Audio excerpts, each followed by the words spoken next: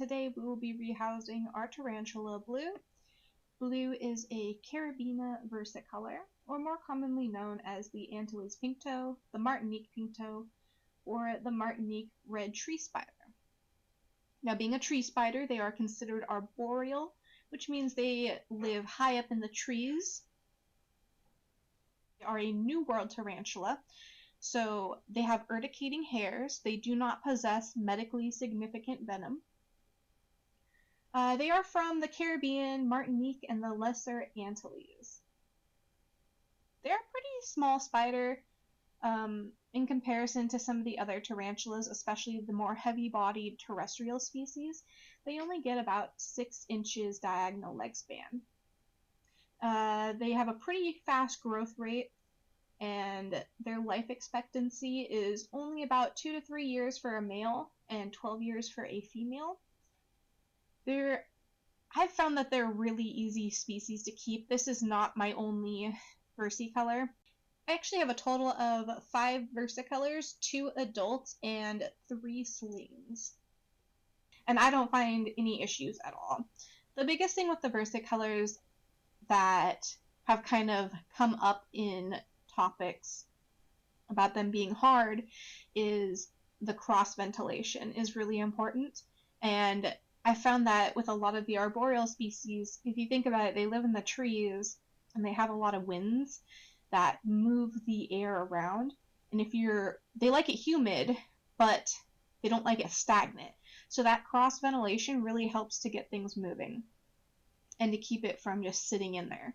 So this old enclosure that I'm taking Blue out of is a Ferrero Rocher tin that I have cut down the middle. I can link in the description the video that the Dark Den posted, and I followed him.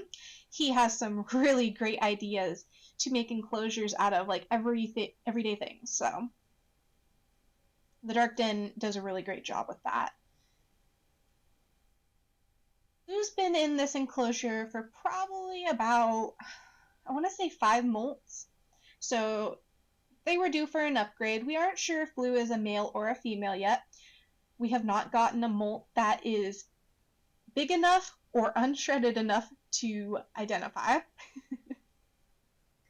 This new enclosure that we're putting Blue into is a AMAC box from the Container Store with a piece of cork bark that is hot glued to the top. And then I took a hole saw and cut 2 2-inch holes on each side to provide the cross ventilation, and then a 1-inch hole on top so that the air can go in and out. The vents are from Amazon. They were really cheap and they do the job well. My hope is that Blue will web up either behind the cork bark, in front of the cork bark, or somewhere in that upper area so that when I go to feed him or her, I can lift off the top without destroying their webbing. As you saw when I was pulling out the branches, the webbing is very, very tough. They spend a lot of time layering it, and the more that I have to destroy it to pull out, the more time they have to rebuild it. I mean, he will rebuild, but it's always nice to not have to destroy anything that you don't need to. Should be pretty good in this enclosure for a good chunk of time. I'm hoping. Fingers crossed. We'll see how fast he grows. We got Blue when they were about a half an inch, maybe a little bit smaller. They were fully neon blue. Like, oh my goodness. Let me see if I can get a picture. I can post it here and show you guys. That would be awesome. But now Blue is starting to show a little bit more of the adult coloration. My son is really hoping for a boy, so we'll see. I would love for Blue to be a female, of course, seeing as females do have a longer life expectancy, but only time will tell. The temperatures that we keep our tarantulas are about 80 to 85 degrees Fahrenheit.